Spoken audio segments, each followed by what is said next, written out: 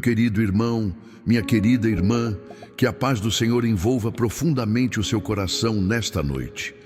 Hoje é sexta-feira, 13 de fevereiro.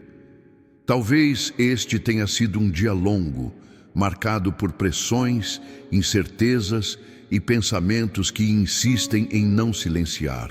Agora que a noite se aproxima e o mundo ao redor começa a desacelerar, pergunto-lhe com ternura: como está a sua alma? Há descanso dentro de você ou a ansiedade ainda sussurra inquietações no seu interior?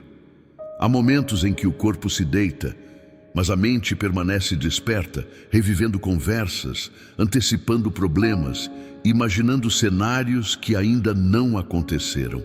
A ansiedade se apresenta como uma vigília indesejada, roubando a serenidade que deveria acompanhar o cair da noite. Contudo, a palavra de Deus nos conduz a um lugar onde a alma encontra abrigo, mesmo quando os ventos da incerteza sopram com intensidade. Nos dias antigos, o povo de Israel conheceu períodos de grande aflição. Não viviam em uma era de tranquilidade constante. Enfrentavam ameaças externas, conflitos internos e crises espirituais. Entre esses homens, destacou-se Davi, ungido por Deus ainda jovem, chamado para governar, mas conduzido por caminhos de prova antes de alcançar o trono.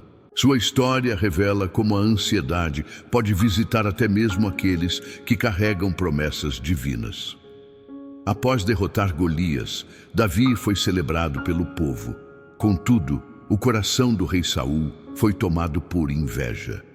O mesmo jovem que trouxera a vitória tornou-se alvo de perseguição. Davi precisou fugir, deixando para trás a segurança do palácio. Escondeu-se em cavernas, viveu entre desertos e montanhas, acompanhado por poucos homens fiéis. A promessa de reinar parecia distante, enquanto a ameaça de morte era constante. Imagine uma dessas noites nas cavernas de En-Gedi, o céu escuro sobre o deserto, o silêncio interrompido apenas pelo som do vento entre as rochas. Davi, deitado sobre o chão áspero, sabendo que soldados o procuravam. A ansiedade poderia facilmente dominar seus pensamentos. Ele tinha a unção, mas não tinha o trono. Tinha a promessa, mas não via o cumprimento. Entre o chamado e a realização havia um vale de espera. Em um desses momentos, Saul entrou justamente na caverna onde Davi estava escondido. A oportunidade de eliminar o perseguidor estava diante dele. Seus homens sussurraram que aquela era a ocasião enviada por Deus. Contudo, Davi recusou-se a levantar a mão contra o ungido do Senhor. Cortou apenas a orla do manto de Saul, e mesmo assim seu coração se perturbou por ter ousado tal gesto.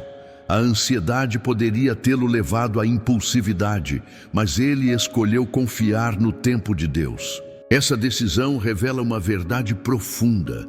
A ansiedade frequentemente nos impulsiona a agir precipitadamente, a tentar resolver com as próprias mãos aquilo que pertence ao Senhor. Davi, porém, declarou que esperaria pelo agir divino. Em muitos salmos, ele expôs sua alma com sinceridade.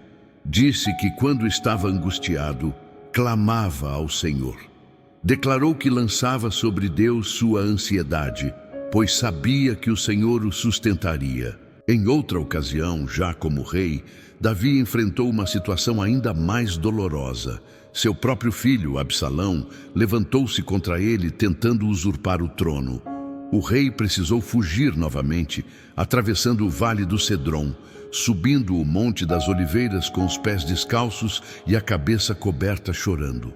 A ansiedade poderia esmagar qualquer coração diante da traição de um filho.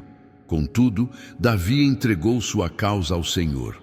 Não negou a dor, mas também não perdeu a fé. As Escrituras mostram que a ansiedade não é sinal de ausência de fé, mas ocasião para exercê-la. O profeta Elias, após uma grande vitória no Monte Carmelo, fugiu para o deserto ameaçado por Jezabel. Sentou-se debaixo de um zimbro e desejou morrer. Estava exausto, emocionalmente abatido.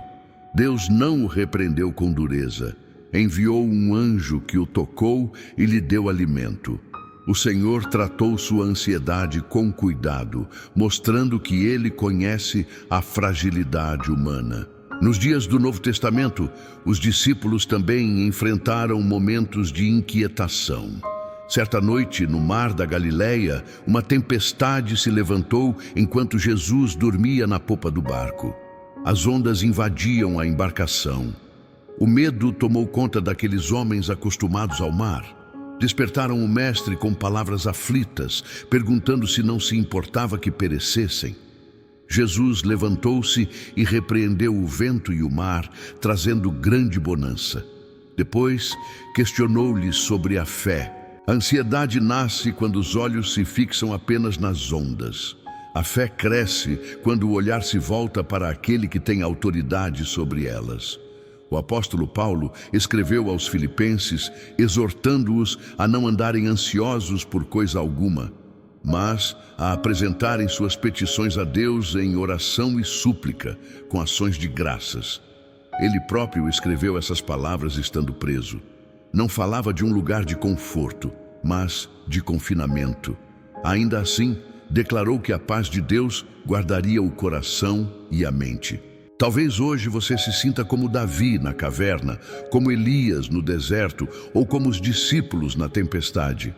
Há preocupações com o futuro, questões financeiras, conflitos familiares, decisões que precisam ser tomadas. A mente tenta prever resultados, controlar circunstâncias, antecipar desfechos. Porém, a palavra ensina que o amanhã pertence ao Senhor.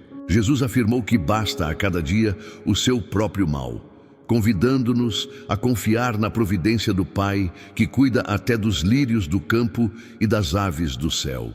Entregar a ansiedade a Deus não é negar a realidade, mas reconhecer que há limites para a capacidade humana. É declarar que o controle absoluto pertence ao Criador. É admitir que a vida não está à mercê do acaso, mas sob a soberania divina. A noite pode parecer longa, mas o choro pode durar uma noite. A alegria vem pela manhã. Permaneça firme mesmo quando o silêncio de Deus parece prolongado. A espera não significa abandono. Enquanto Davi aguardava, Deus moldava seu caráter. Enquanto Elias descansava no deserto, o Senhor preparava novas direções. Enquanto os discípulos enfrentavam a tempestade, aprendiam sobre a autoridade de Cristo. A ansiedade pode ser transformada em instrumento de amadurecimento quando é levada ao altar. Agora, ao aproximar-se o final desta mensagem, permita que a esperança acalme sua respiração. Você não está sozinho nesta noite. O Senhor inclina seus ouvidos ao clamor sincero. Ele conhece cada pensamento que atravessa sua mente, cada temor que você ainda não expressou em palavras. A paz que excede todo o entendimento não depende das circunstâncias estarem resolvidas, mas da presença de Deus ser reconhecida. Prepare seu coração para a oração que será elevada. Traga diante do Senhor suas inquietações, seus medos, suas perguntas. Não esconda nada. Coloque tudo diante dele com confiança. Enquanto a noite avança e o silêncio se aprofunda, permita que sua alma encontre descanso naquele que é refúgio seguro. E que, ao fechar os olhos, você possa declarar com serenidade que o Senhor é a sua luz, a sua salvação e a sua paz.